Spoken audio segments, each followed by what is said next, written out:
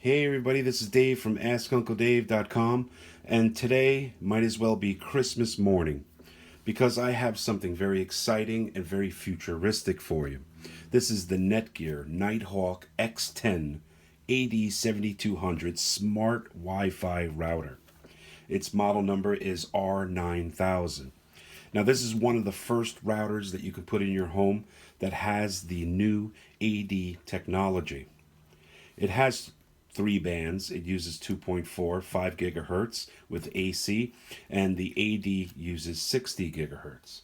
We're talking about 4 times faster speeds at 4,600 megabytes per second when you're connected to the AD. And you have 2.4 at 800 megabytes per second, and you have 5 gigahertz running at 1733. So we're talking 4 times the speed that you're currently getting in most homes. It's definitely one of the first routers that I've seen has Plex Server built right in, meaning that in the firmware for this, there's a Plex Server without a PC. So you can hook up a hard drive to one of the two USBs and fill it up with movies, and Plex software will run and collect metadata and serve it up to all your Plex clients in and outside of your home. There's a lot of other software that we're going to talk about, mobile and as well as PC and Mac. And we're going to unbox this today, and we're going to kind of hook it up with the wires and all. We'll work our way around the product, and then the next video we'll get into some speed tests, some firmware upgrades, and how to use all the software, and it's going to be great. So make sure you hit that subscribe button, and please hit that like button because we have a lot to talk about. All right, let's rip into this bad boy. So I have to admit that there's not a lot of technology today that actually will take advantage of the AD technology. But in the near future, anyone who cares about video quality will be buying 4K televisions. And VR, virtual reality headsets are very big these days, and it's only going to get bigger. And the downside to most VR headsets is that you have to be tethered, wired right into your network. But with this router, you're definitely going to be future-proofing your experience.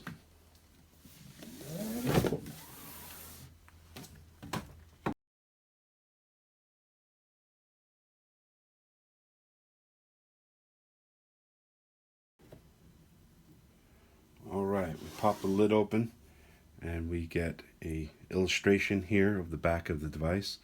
So let's pop out this router. It's pretty big. It's about the size of a notebook. It's got the 4 antennas. Here's the back side. You can hang it on the wall. Okay, so we have all 4 of the enhanced active antennas up. Netgear says that this array will reduce on interference that you may get from other 2.4 gigahertz devices in your home, like cordless house phones, even Roku Wi-Fi remotes, as well as even Bluetooth that you may get interference with. So that will help with it. Now in the front here we have 2 stickers. The first sticker has your default password, the key password that you're going to use when you first set this up. I have it covered, obviously. And here we have a sticker that tells you all about the Netgear Up app. That's how you can install the new firmware and all that stuff and get this all configured in your home. It's available on Google Play and the Apple App Store. So we'll peel this away. And here in the front we have an array of LED indicators. So if we have power, we have internet connectivity, we have the 2.4 and the 5 gigahertz, we have 60 gigahertz, and that's the AD band, and we have guest Wi-Fi, we have the USB 3.0s when they're being used that will blink. You have the 10G SFP Plus connection. Now that's for like higher end NAS units. They have this connection, and you can use the wire to connect into the back of this router, and you'll get super speeds like 10G It's incredible. But most homes have NASs that are not so high end, so you probably won't use it, but it's there if you need it. You also have the indicator lights for all 6 of the LAN ports. You also have the WPS button here, so that you can physically connect that to connect the device. And you have the lock here. On the sides, you have 2 USB 3.0s. You can hook up hard drives as well as printers and things that use USB on a router. On this side, it's pretty much plain, nothing there. And in the back here, it has something that I'm always sought after using Netgear routers, is the way to turn off those lights in the front.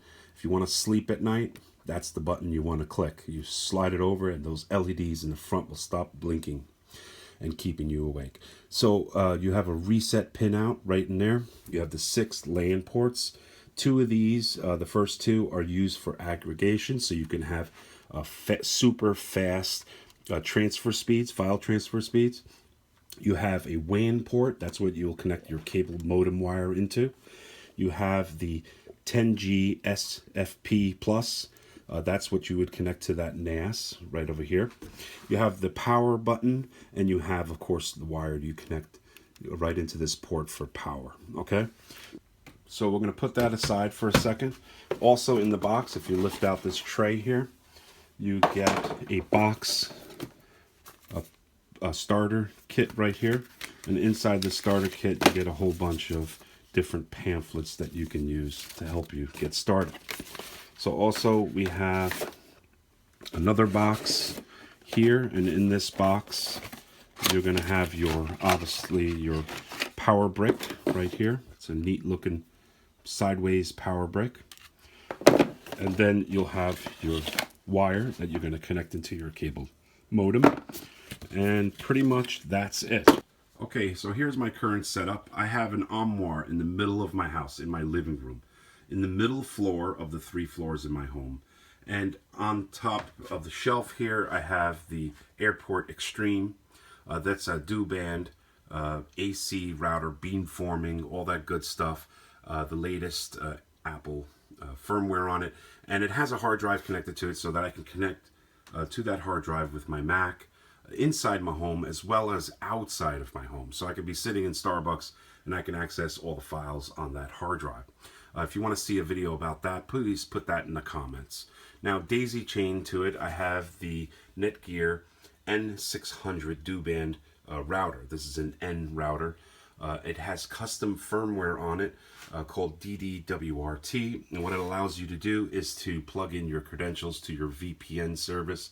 So now whenever any of my devices connect to the N600 Netgear router, I get VPN service automatically.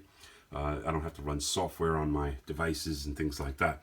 Now the rest of the family can connect to the Airport Extreme and get that fast AC beamforming service without any interference from my VPN router. So we're going to replace these 2 routers with the X10, Nighthawk X10. And what we have is this armoire is like 15 feet away from my office where I'm going to be filming the video.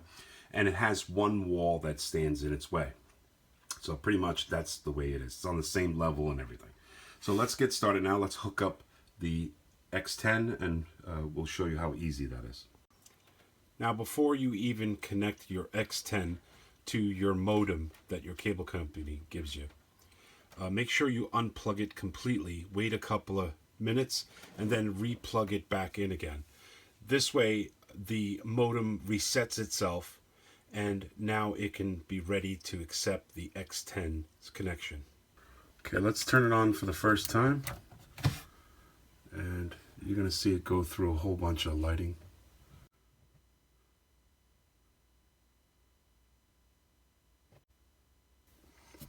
And you'll also see there's lights on the side of the antennas.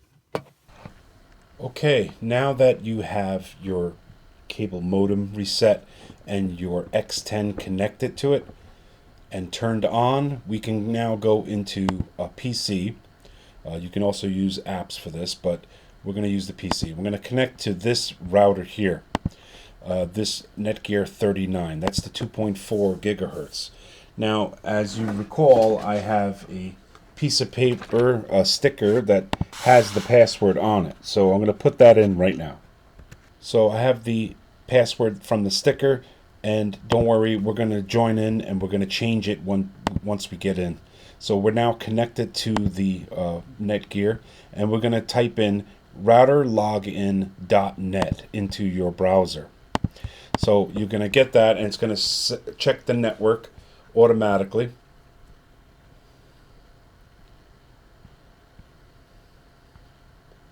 It's going to connect to the router.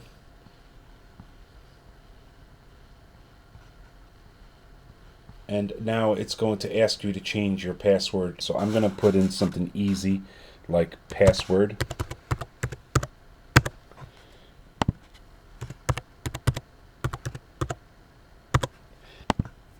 So we're going to ask the question.